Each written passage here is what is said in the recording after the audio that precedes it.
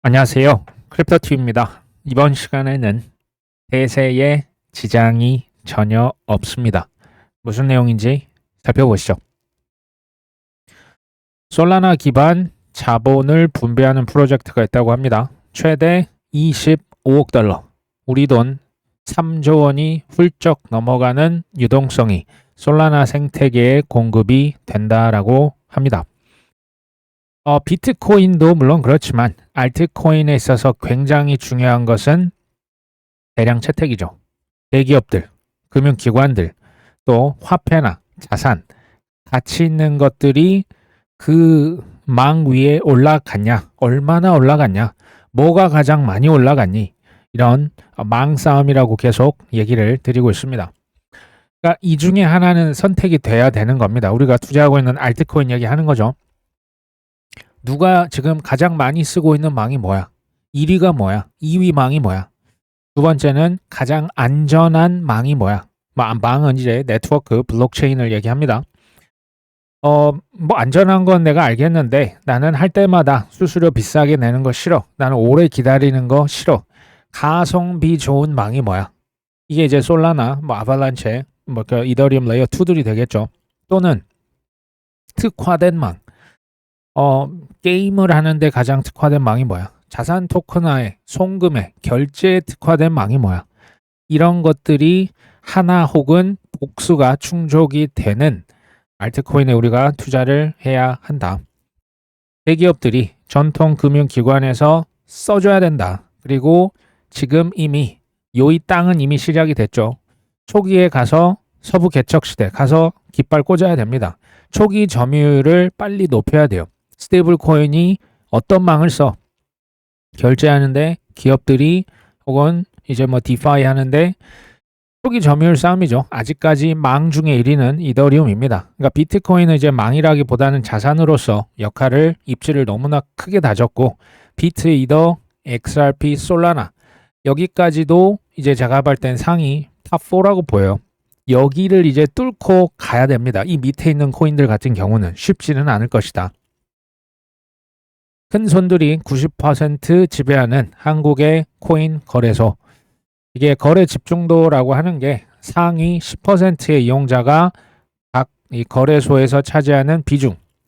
업비트가 89%고요. 빗썸 90 거의 8%죠. 코인원, 코빗 다 97%가 훌쩍 넘습니다. 지금 현재 법인들이 우리나라 거래소에 계좌를 터서 아직 투자를 하기는 어렵거든요. 그 이야기인즉슨 고래들이 지금 이렇게 막 횡보하고 있다는 얘기예요. 고래들. 그러니까 소규모 개인 이용자들. 그 중에서도 이제 큰 손들이 있겠죠. 아직도 기관들이 들어오지 못했는데도 지금 이제 집중화 현상이 계속되고 있어요. 쉽게 말하면 이제 파레토 법칙이라고 있잖아요. 20%의 인력이 80%의 성과를 내더라. 근데 이건요, 오래전에 이미 깨졌고요. 이제는 양극화 현상이 점점 심해져요. 9대1, 지금은 9.5대 0.5, 이 점점 98대 2까지 갈 기세예요. 계속 이렇게 되고 있는 거죠. 조만간 그러면 법인이 우리나라 코인 시장에 들어온다면 어떤 일이 벌어질까요? 사실은 우리나라는 아니지만 미국, 유럽, 뭐 독일이나 스위스, 스웨덴, 홍콩 이런 상장 회사들이 이미 코인을 비축하고 있는 회사들이 지금 뭐 보도에서 많이 나오고 있죠. 특히 나스닥에 상장되어 있는 홍콩, 뭐 중국계 회사, 뭐 유럽계 회사, 뭐 미국은 말할 것도 없죠. 사실은 알트코인 ETF도 없는데도 불구하고 DAT 기업들이 쏟아져 나오고 있습니다. 지금도 그렇죠. 비트뿐만이 아니고 이런 라지캡 알트코인들을 적게는 1000억, 2000억에서 많게는 조 단위로 매집을 하고 있습니다. 그러면서 지금 조정도 사실 겪고 있는 겁니다. 그래서 이제 DAT는 또 죽었다. 이런 기사들이 당연히 나와야 되겠죠. 저는 지금부터 빠르면 1, 2년 후, 뭐 좀 이제 길게 보면 4년, 5년 후에 예를 들면 뭐 우리로 치면 삼성전자, 쿠팡, 뭐 네이버 이런 회사들이 이제 잉여 보유 현금이 있을 거 아닙니까? 물론 뭐 이제 반도체 공장, 뭐 데이터 센터 만드는데 주로 투자를 할 겁니다. 만약에 담는다면 비트코인부터 담지 않을까? 그리고 이제 대기업이 꼭 아니더라도 상장이 되어 있는 회사들, 그리고 이제 공부가 좀 되어 있으신 어떤 그 대표님들이 있는 회사들은 이더리움 사실 수도 있는 거예요. 그리고 솔라나 또는 XRP, 누구는 나는 도지가 좋은 것 같아, 누구는 수이야, 누구는 뭐 비텐서 타워, 누구는 체인링크, 이런 식으로 개별 알트코인을 살 수도 있고, 아니면 묶어서 섞어서 파는 지수 ETF 있죠. 그냥 뭐 한 10개, 탑 10개 그냥 비중별로 섞어서 한꺼번에 살 수 있는, 저는 이런 현상이 결국 우리나라에서도 나올 것으로 생각을 하고 있습니다. 우량 코인을 사서 가만히 묵히면요, 누군가 내 코인의 가격을 올려주죠. 왜? 계속 살 테니까. 제가 볼 때 이거는 쉬운 투자입니다. 어려운 투자는 뭘까요? 우량 코인이 아니고 저 밑에 이제 시가총액이 굉장히 작은 코인, 좋게 말하면 가능성 있는 코인이지만 이제 눈에 띄기가 쉽지 않은, 그러니까 뭐 아니면 도식에 이제 빚으로 투자를 하든지 올린 하는 투자, 이런 것은 굉장히 어려운 투자입니다. 전 투자의 첫 번째는 물론 공부를 하셔야지만 종잣돈을 모으는 데서부터 시작한다는 얘기를 뭐 계속 드리고 있습니다. 리플이요, 온도 파이낸스와 협업을 합니다. 미 국채를 리플망에서 온도 파이낸스가 판매를 한다. 그러니까 이걸 보면서 드는 생각이, 뭐 리플이다, 체인링크, 뭐 온도 파이낸스, 이더리움, 혹은 솔라나, 아발란체, 스텔라, 여기에 이제 뭐 스위프트도 껴 있고요. 저기 뭐 JP 모건도 있고요. 만 보면 그 전통 금융들, 뭐 이제 그 자산 운용사들과 소위 말하는 우량 코인들, 특히 이제 미국에 좀 베이스를 두고 있는 그런 프로젝트들과 그들끼리 협력을 하는 경우가 굉장히 많습니다. 이건 뭐 카르텔 아니야? 라는 생각이 들 정도죠. 반대로 얘기하면 미드캡 혹은 스몰캡들, 혹은 이제 미국 코인이 아니라 다른 나라의 뭐 변방에 있는 프로젝트들에게 기회가 갈까요? 물론 뭐 이제 개천에서 영나는 경우도 있겠지만 개인적으로 쉽지는 않을 것으로 봅니다. 미국에 위스콘신 주가 있습니다. 여기에서 원래 암호화폐 송금하려면 라이센스가 필요하죠. 근데 요거 라이센스 필요 없이도 이제 송금할 수 있다. 지금 이렇게 법을 개정을 했습니다. 누군가 발의를 했죠. 뭐 코인을 채굴하거나 스테이킹하거나 이제 소프트웨어 개발을 할 때 라이센스 필요 없이도 가능하다. 그러니까 커스터디, 보관도 하고 암호화폐 결제 등을 다 허용하겠다. 사실은 미국 연방 정부에서도 이거 지금 추진하고 있거든요. 이 클래리티법, 그다음에 저 이미 통과된 지니어스법, 이게 실은 그 비슷한 결을 같이 하는데 미 연방 정부에서 움직이는 건 굉장히 느려요. 근데 이런 주 단위에서는 결정이 훨씬 더 빠른 것을 우리가 볼 수가 있습니다. 비트코인 ETF가 미국보다 더 빨랐던 국가들이, 대표적인 곳들이 캐나다, 브라질, 독일, 스위스 이런 것들이거든요. 더 빨랐던 이유는요, 사실은 상대적으로 금융시장의 규모가 적고 나라들이 좀 더 작습니다. 확정된 미래라는 것을 알았고요. 다만 이제 조율해야 될 이해관계가 좀 더 적었던 거예요. 그래서 빠른 의사결정이 됐던 거죠. 저는 미국, 중국과 같은 이제 워낙 큰 국가들 아닙니까?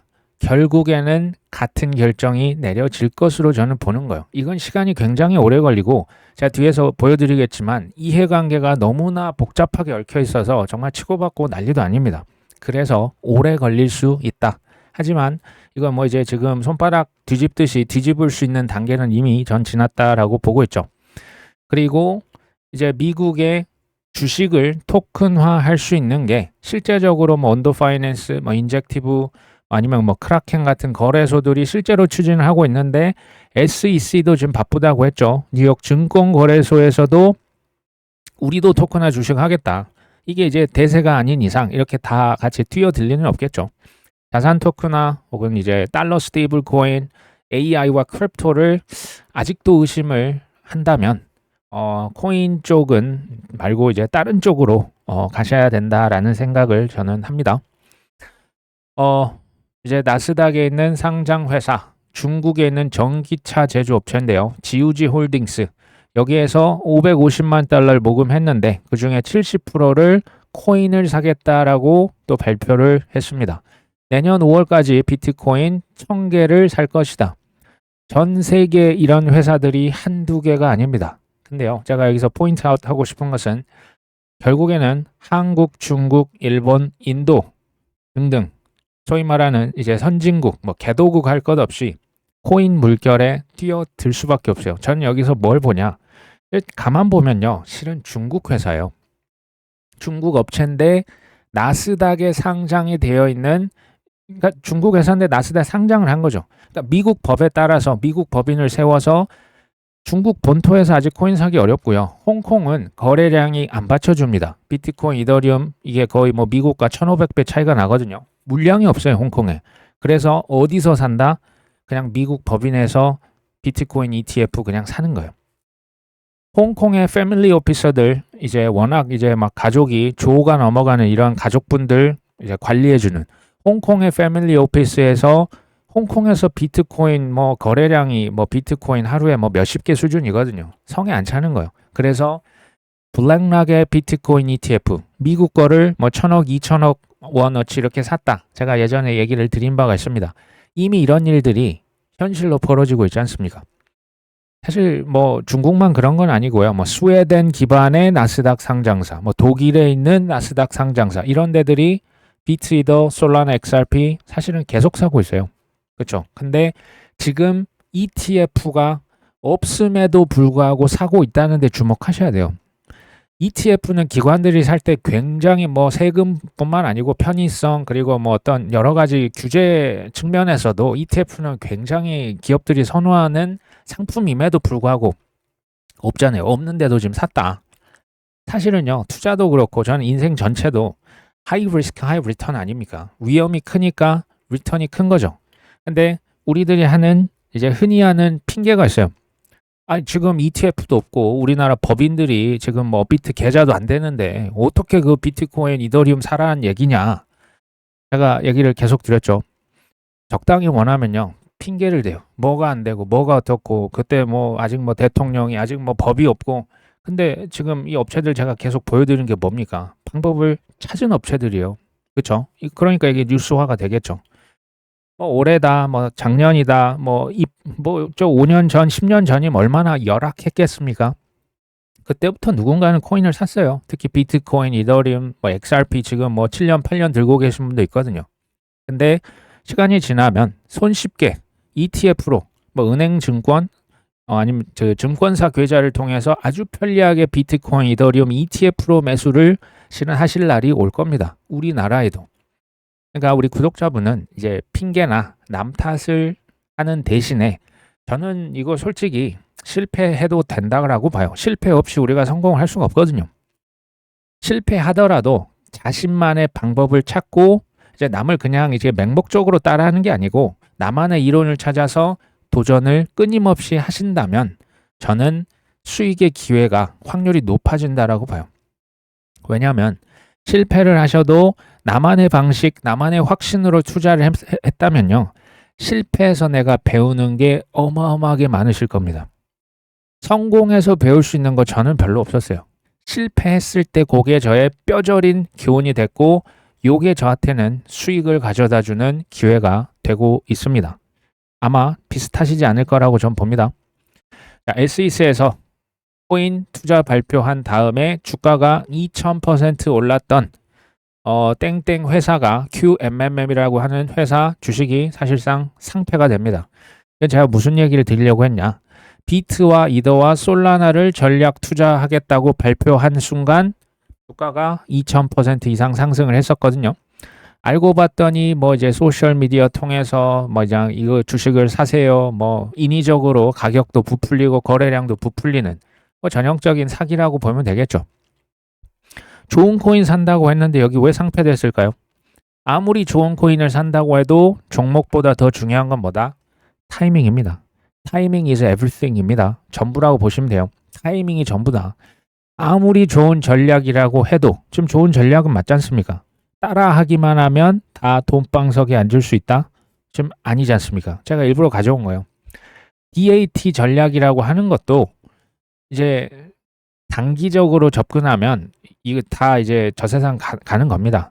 장기적으로 접근한, 장기적으로 한다는 얘기는 이제 허용 가능한, 뭐 빚으로 사는 경우가 있다라고 쳐도요. 과도한 비투, 최악의 상황을 염두에 안 둔 투자는 얼마든지 상패로 갈 수가 있는 겁니다. 그리고 그 회사의 본업에 충실해야겠죠. 이것은 약간 보조 수단으로 이제 서포트하는 개념이야지. 이거 그냥 묶고 더블로 쉽지 않다고 저는 봐요. 이게 기본 중에 기본인데 이것을 지키지 않을 회사들이 저는 지금부터 내년까지 엄청나게 쏟아질 것으로 생각을 합니다. 왜? 지금 바람 잡아놨잖아요. 이제 또 시장 좋아지기 시작하면 이런 회사들 얼마나 많이 나오겠습니까? 저는 우리도 똑같이 가야 된다고 봐요. 중장기적 관점을 가지고 투자하는 게 전 필요하다고 봅니다. 자꾸 이제 뭐 한 달, 두 달, 뭐 지금 4분기 좋다면 4분기 그러면 막 빚으로 내가지고 안 갈 거면 안 가면 어떻게 됩니까? 그러니까 이게 잘못됐을 때 뒤가 없는 투자를 하시면 안 되는 겁니다. 4분기에 안 갈 수 있죠. 내년 1분기에 가면 그럼 난 망하는 거잖아요.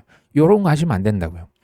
비투나 그래서 선물 투자, 잘못되면 기회가 싹 사라지는 투자는 우리가 아예 선택지에서 빼셔야 돼요. 그래야 우리가 뭐 실패를 하더라도 다시 일어설 수 있고 다시 돈을 모아서 도전할 수가 있습니다. 또 하나 중요한 것은 특히 이제 얼마 안 되신 분들 같은 경우는 지식 쌓는 거 엄청나게 중요합니다. 또 하나 우리가 쌓아야 될 것은 경험이에요. 경험을 이기는 지식, 글쎄요, 저는 경험치가 특히 투자에 있어서는 굉장히 중요하다 봅니다. 둘 다 중요하지만 경험을 많이 쌓으시는 기관이 또 되셨으면 좋겠습니다. 세력들이요, 미국에서 싸우고 있어요. JP모건, 뱅크 오브 아메리카, 미국의 대형 은행들 스테이블 코인 보상을 금지하려고 지금 로비가요, 장난이 아닙니다. 지니어스 법은 통과가 됐습니다. 근데 쉽게 말하면 이자 가지고 싸우고 있어요. USDC, 이거 서클에서 발행한 스테이블 코인 보상 권리를 없애려는 로비에 이게 지금 심각하게 나서서 코인베이스 CEO가 이거 얘네들 지금 장난 아니다. 우리 이거 너무나 소비자 권리를 침해하고 있고 얘 대형 은행들 본인들을 위해서 지금 컨트롤하고 있다. 이거 막아야 된다. 지금 어떻게 보면 전쟁이 벌어지고 있는 겁니다. 스테이블 코인을 발행한 회사는 법적으로 이자 지급이 금지되어 있어요. 이자를 지급하는 순간 이게 스테이블 코인이 증권으로 분류될 수도 있어. 그래서 이것을 금지를 한 바가 있습니다. 그러니까 은행에서 스테이블 코인 발행하면 이자 못 주는 거예요. 근데 이게 이제 차이점이죠. 거래소 있죠. 코인 거래소나 중개 플랫폼, 뭐 대출 플랫폼 이런 데서는 똑같이 제가 볼 땐 이자 맞아요. 근데 이자라는 말을 쓰면 안 되고 보상이라고 하는 걸 주고 있어요. yield라고 하는 영어 단어로 이자가 아니라 보상, 리워드 개념으로 주고 있거든요. 제가 볼 때 그게 그거예요. 어쨌든 용어까지도 가지고 이거 막 싸우고 있습니다. 달러 스테이블 코인에 지금 홍수가 지금 쏟아지고 있죠. 이제 뭐 한 2년, 3년 후까지 뭐 2 트릴리언 달러가 될 것이다. 달러 스테이블 코인 많이 늘어날 거예요. 그럼 이 돈들이 어딘가로 가겠죠. 근데 JP모건, 뱅크 오브 아메리카, 시티은행으로 가는 게 아니고 이 달러 스테이블 코인이 지금 어디로 갑니까? 지금 거래소로 빠져나가는 거예요. 그럼 은행에서는 어떻게 될까요? 이거 벙찌는 거죠. 쉽게 말하면 이거 뭐지? 예금으로 돈, 자기 은행으로 계좌에 돈이 들어와 이거죠. 뭐 예적금하고 이걸 바탕으로 대출해주면서 예대 마진도 가져가고 할 텐데 은행으로 돈이 안 오게 생긴 겁니다. 그냥 가만히 있을 수는 없겠죠. 미 대형 은행들 이제 그 보상이라고 하는 것을 그러니까 막아라. 이 지금 코인 회사들 이거 다 이제 없애야 된다. 지금 이렇게 하는 거고 코인 회사들은 아 뭐냐 이거 왜 허용해라. 이거 디파이 아니냐. 탈중앙화인데 니들이 뭔데 이래라 저래라 하고 있냐. 지금 이제 격돌하고 있는 겁니다. 현재 거래소나 플랫폼, 거래 이제 중개 플랫폼에서 이자를 주고 있는 대표적인 거래소가 코인베이스예요. USDC 들고만 있으면 4.1%의 리워드라고 쓰고 가로 열고 닫고 이자를 주고 있습니다. 페이팔은 이제 자기들이 발행한 PYUSD 들고 있으면 4%의 리워드를 줍니다. 크라켄은 5.5%, 앵커리지도 보상 제공 프로그램이 있습니다. 그러니까 달러를 찍어내면 뭐 하겠습니까? 그 달러를 전 세계에서 많이 써주면 써줄수록 각종 독점 권한을 가져가는 거죠. 모든 데이터가 자기의 것이 되고요. 뭐 세뇨리즈 효과라고 합니까? 달러 찍으면 거기서 나오는 온갖 주조 이익을 가져가는 거예요. 최근에 그 뭐 삼성전자도 지금 달러 스테이블 코인에 조금 눈을 뜬 기세고요. 저기 네이버도 어쨌든 업비트를 품었죠.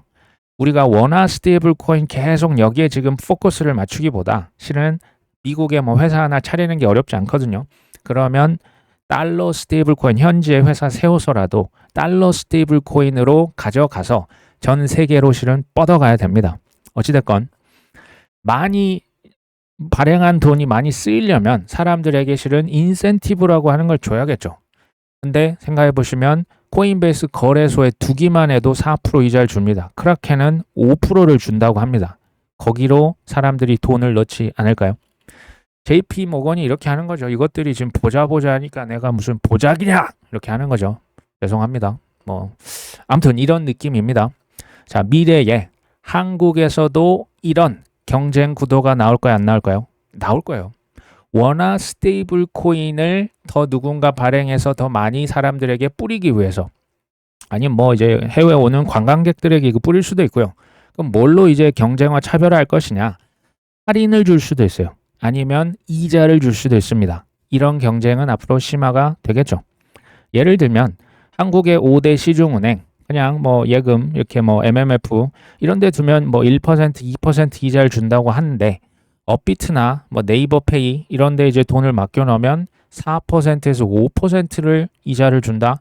돈 어디다 넣겠습니까? 뭐 업비트가 그렇게 뭐 불안한 뭐 그런 곳은 아니거든요. 네이버도 마찬가지고. 저 같으면 4, 5%의 여유 자금 집어넣을 것 같거든요. 이런 식이 되겠죠. 우리 투자자들에게는 실은 좋은 겁니다. 왜? 자기들끼리 경쟁하면서 더 높은 이자 주면서 뭐 안전하게 보호를 하겠다고 할 테니까.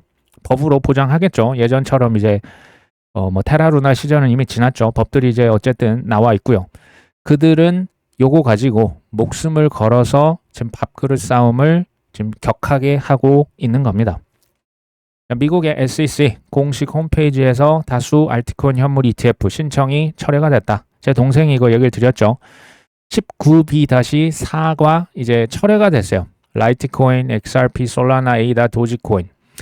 이제 포괄적 상장 기준에 따라서 이제 철회를 요청을 했고 실제 그렇게 됐죠. 새 상장 기준에 따라서 기존의 ETF 승인 과정은 이제는 의미 자체가 없어졌습니다. 결론부터 말하면 저는 악재가 아니라요. 이거 호재에 가깝습니다. 호재에 가까워요. 왜? ETF 신청 크게 두 가지 서류를 내야 돼요. 하나는 S1, 이건 이제 발행하는 회사입니다. 블랙락, 피델리티, 뭐 21쉐어스 같은 발행, ETF 발행사에서 내는 서류가 있고, 거래소에서 내는 서류가 19B-4예요. 지금 여기에서 철회가 된 것은 거래소에서 냈던 19B-4입니다. 사실 이제는 어떻게 됐냐?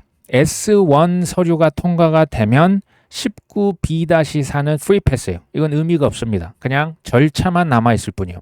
중요해진 것은 이제는 S1 서류입니다. 발행하는 회사에서 SEC가 뭐 여러 가지 요구한 거 수정해서 통과하면 이게 뭐 공지하고 이제 며칠 뒤에 이제 상장이 되는 겁니다.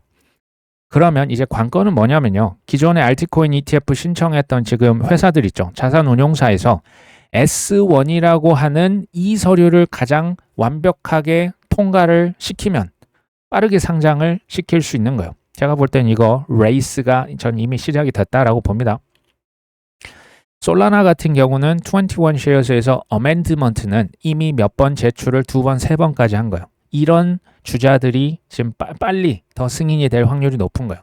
XRP도 카네리 캐피탈에서 어멘드먼트 수정본을 제출한 거예요. 서로 왔다 갔다 SEC랑 S1 서류를 지금 왔다 갔다 하고 있는 거예요. 제가 봤을 때 솔라나, XRP가 가장 빠르고요. 그 다음 이제 도지코인 순서가 될 것 같아요. 라이트코인도 물론 있고요. S1이라고 하는 것을 뭐 수정을 몇 번 주고받든 SEC 빨간펜 선생님한테 가서 이거 빨리 고쳐, 이거 고쳐 해서 빨리빨리 통과를 시키면 이제 며칠 뒤에 제가 볼 때 승인이 되고 상장이 될 수가 있습니다. 결론적으로 아주 빠른다면 지금부터 2주 내에 원래 이제 그 마감 기한이 거의 다가왔었던 코인들 있죠. XRP, 솔라나, 라이트코인 이거 상장이 될 수가 있습니다. 그 외에도 원래 저 11월 달, 저 12월 달, 심지어 뭐 내년에 된다 이런 코인들 기억나시면 뭐 트론도 있고 뭐 스위도 좀 뒤쪽에 있었거든요. 이런 코인들은 오히려 앞으로 땡겨질 수가 있어요. 10월에서 11월 달 사이에 S1 서류를 잘 이제 보완을 해서 제출해서 통과를 받으면 이제 뭐 올해 내에 뭐 이변이 없는 한, 그러니까 아주 뭐 이런 문제가 발생하지 않는 한 올해 웬만하면 다 상장이 될 것으로 보입니다. 그러니까 S1을 잘 지금까지 준비를 미리 잘 해놨던 XRP 솔라나 라이트코인은 한 10월 중순까지는 이제 다 발행이 승인이 되지 않을까. 그 외에는 이제 저기 이제 뭐 11월, 12월이 아니고 뭐 빠르면 10월, 늦으면 11월 정도 해서 좀 많이 나올 수 있겠다라는 생각이 듭니다. 라이트코인, XRP 솔라나, 에이다, 도지코인은 뭐 조금 더 빠르게 나올 수 있고, 제가 볼 때 포인트는 이제 다른 코인들이 좀 더 생각보다 빨리 나올 수 있겠다. 저는 이런 생각을 해봅니다. 왜 이렇게 지금 알트코인 가격이 낮지? 그러니까 호재들은 쏟아지는데 알트코인 가격이 좀 낮아도 너무 낮은 거 아닙니까? 비트코인은 그나마 이제 뭐 1억 6천 선을 좀 어느 정도 지키고 있는데, 진짜 이거 알트 쓰레기 아니야? 알트 이거 뭐 ETF가 된들 뭐가 달라지겠어? 제가 볼 때 이게 전 세계, 우리나라뿐만이 아니고 전 세계 대중들의 머리에 지금 각인돼 있어요. 근데 저는 한번 삐딱하게 생각을 해보는 거예요. 왜 이렇게 호재는 많은데 가격은 낮지? 제가 아까 얘기 드렸죠. DAT 기업들 있지 않습니까? ETF 없이도 어떻게든 쟁여놓고 있거든요. 근데 누군가가 잔뜩 사려고 지금 가격을 억지로 이렇게 누르고 있는 건 아닐까? ETF가 없는데 지금 XRP, 솔라나, 도지코인, 스위코인, 비텐서, 타오, 체인링크, 뭐 하이프, 뭐 심지어 밈코인도 지금 이렇게 전략 비축하고 있는 회사들이 있거든요. 보통 호재는 보통 이런 경우가 많습니다. 소문에 사서 뉴스에 팔라. 근데 지금 뉴스가 ETF가 뭐 10월 달에 승인이 된다라고 하면 그때 팔까? 지금 이 가격에? 전 아닐 것 같거든요. 알트코인 ETF는 오히려 그 반대로 가는 거 아니야? 라는 개인적인 의견입니다. 자산 토큰화, 스테이블 코인, 그리고 그냥 큰 수익을 가져가기 위해서 ETF 만들어서, 그러니까 여러 목적으로 지금 코인을, 가격을, 알트코인을 좀 많이 낮춰놓고 ETF를 빠른 식으로, 지금 뭐 제네릭 리스팅이라고 해서 웬만하면 통과, 이거 아닙니까? 요것은 누군가 그 수요가 있고 지금 장사를 하기 위한, 또 누군가 저가에 매수하기 위한 그림이 아닌가. 저는 참고로 대낙관론자입니다. 뭐 이렇게 왜 그렇게 낙관적이세요? 이게 여쭤보시면 이제 설명이 곤란하고요. 또 삐딱하게 한번 생각해 보는 게 있거든요. 그러니까 개인적인 생각이라는 것을 좀 참고를 해주시면 좋겠습니다. 에릭 발추나스는 이제는 뭐 95%, 어차피 제가 볼 때 의미 없었는데 이제는 100%라고 얘기를 합니다. SEC에서 포괄적인 상장 기준에 따라서 기존의 ETF는 승인 과정은 의미가 없다. 이제는 SEC가 통과, 아니 넌 좀 이것 좀 보완해와, 통과, 그냥 형식적인 절차만 남았을 뿐이다. 9월 30일 기준으로 코인베이스에서 스위 선물이 상장이 됩니다. 10월 20일 전에요. 이런 것들은 결국 뭐냐? 스위도 코인베이스 파생상품 거래소에서 한 6개월 정도 그 거래 매매하면 6개월 뒤에 사실상 이제 그 뭐 거래량도 많아지고 하면 뭐 ETF 그냥 어떻게 보면 자동으로 되는 뭐 그런 격이 되겠죠. ETF라고 했던 게 과거 한 12년, 3년, 사실 한 3년 동안 거절됐던 비트코인 ETF가 무너지고 바로 이더리움 장벽이 무너졌죠. 물론 가격이 눌렸지만 그 다음에 알트코인들, 뭐 스테이킹까지 엮여서 시간은 걸리지만 지금 보니까 ETF가 무너졌어요. 여기에 아직은 아니죠. 유동성이라고 하는 게 금리 인하와 이제 돈을 찍어냅니다. 그 다음에 돈이 도는 속도를 더 빠르게 할 수 있는 은행 규제 완화, 이거 하거든요. 명확성, 아직 이제 지금 좀 지연이 되고 있지만 제가 봤을 때 이게 확실한 그 방향성이 맞다면 사실 필요한 건 제가 볼 때 그럼 한계입니다. 인내예요. 인내만 하고 이제 돈이 있을 때 잘 이렇게 좀 더 들어갈 수 있는 용기만 있다면 나쁘지 않겠다라고 보는 거죠. 지금 ETF를 상품화 한다라고 하는 건요, 사실 뭐 수많은 코인의 이제 그 전략 중에 하나에 불과하고요. 지금 약간 대세라고 할 수 있는 것은 주식을 토큰화 시키는 게 좀 집중을 하고 있다. 특히 지금 온도 파이낸스 여기 보시면 이제 미국의 주식들이 토큰화해서 온도 파이낸스 플랫폼에 올라갑니다. 한 달 만에 주식 토큰화 시킨 시가총액 금액이 3억 달러를 돌파했대요. 한 달 만에. 뭐 우리 돈으로 하면 4천억이 넘어갑니다. 이게 한 달 만에 이렇게까지 커져? 주식에 대한 수요가 있다는 거죠. 토큰화 시킨 주식에 대한. 인기 있는 주식 위주로 하겠죠. 그 다음에 ETF, 그 다음에 MMF 펀드 이런 것들을요. 저기 온체인 망 위에 하나씩 얹고 있어요. 제가 보여드렸지만 미국만의 현상이 아니고 중국의 자산관리공사도 지금 그 MMF 펀드 지금 온체인화 시키고 있거든요.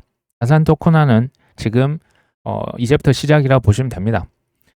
사진에 보이는 카자흐스탄 뭐 대통령으로 보이고요. 지금 바이낸스 악수를 하고 있습니다. 카자흐스탄에서 국가 펀드를 만들어서 바이낸스 코인을 전략 비축하겠다라고 발표를 한 것으로 보입니다. 생각해 보시면 그 똑같은 얘기를 키르기스스탄에 먼저 했거든요. 그 짱펑차오가 만났었는데 키르기스스탄에서도 이제 코인 비축하는 법을 지금 추진을 하고 있습니다. 그리고 우리가 잘 알고 있는 이제 사실 아시아의 소국 아닙니까? 부탄은 무려 19년도부터 비트코인을 채굴하고 있었죠. 중동에 있는 가장 친코인 국가 중에 하나 아랍에미리트는 비트코인을 현재 7.4억 달러 전 세계 4위로 많이 실은 보유를 이미 하고 있습니다. 아시아만의 코인일까요? 당연히 저는 아니라고 보는 거예요. 빨리 지금은 핑계를 댈 때가 아니에요. 지금은 빨리 방법을 찾는 단계이지 않겠냐라고 봐요. 단 숙제가 되신 분들이 방법을 찾는 겁니다. 숙제가 안 돼 있으면 자꾸 이제 뭐 이렇게 희망 고문한다는 얘기로 들리실 수가 있겠죠. 불과 1년 전에 감옥에 4개월 갇혀 있다가 출소했던 장펑차오입니다. 저는 이분 보면서 대단하다라는 생각을 합니다. 정말 대단하고요. 정말 뭐 바퀴벌레 같은 생명력 이런 표현이 좀 저는 어울린다라는 생각을 해요. 이분과 이제 트럼프와의 관계도 있고 앞으로 코인 시장 이제 바이낸스의 미래도 앞으로는 조금 더 밝아지지 않을까.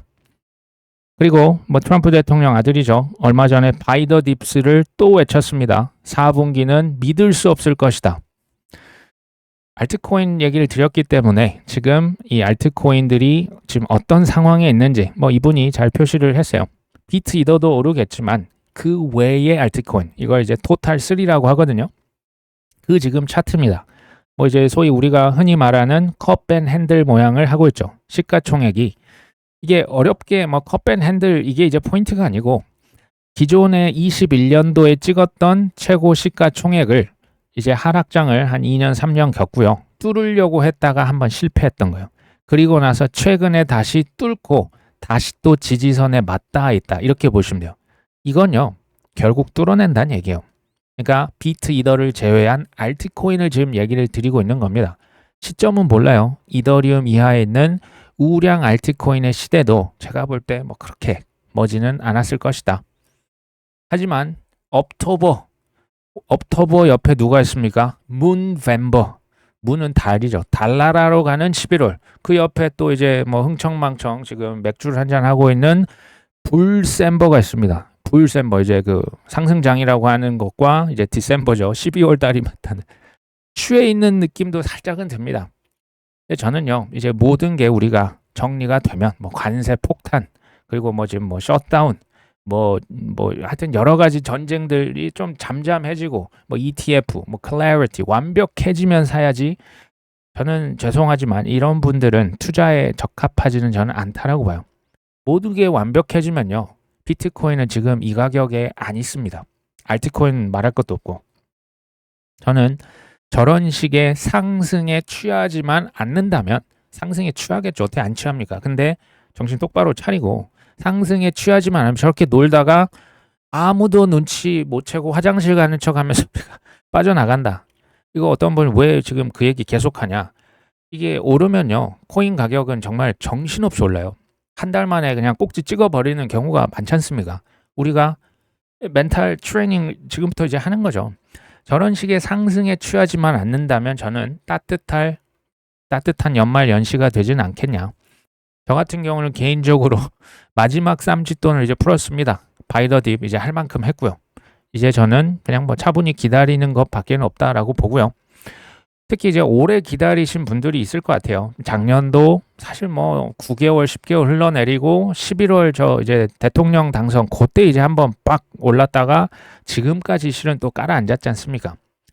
아니면 이제 뭐 저기 뭐 5년, 6년, 7년 투자하신 분들도 구독자 중에 있으신 것 같아요.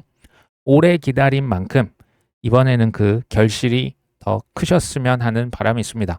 오늘 방송은 여기까지 합니다. 끝까지 시청해 주셔서 감사합니다.